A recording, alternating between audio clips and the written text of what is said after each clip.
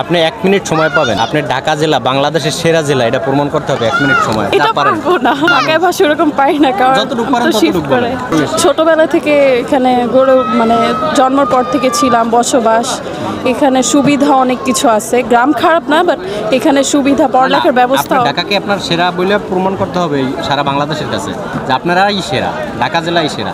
এটা তো সম্ভব না। ঢাকায় কি কি নামি দামি আছে এগুলোর নাম বলুন। লালবাগ কেল্লা, আহসান মঞ্জিল, ঢাকা বিশ্ববিদ্যালয়। বাইরের কান্ট্রি থেকে বাংলাদেশের খাবারের ঐতিহ্য হচ্ছে অনেক বেশি খাবার, যেমন আমাদের হচ্ছে নাজিরাবাজের খাবার অনেকে আছে, খাবার মানে অনেক এখানে সুনাম খাবার নিয়ে অনেক ভালো খাবার আছে, অনেক নামি দামি খাবার আছে এখানে, যেটা সব জায়গায় হয় না। ঐতিহ্যের সাথে অন্য কোনো দেশের ঐতিহ্যের থেকে অনেক সুন্দর বাংলাদেশের ঐতিহ্য।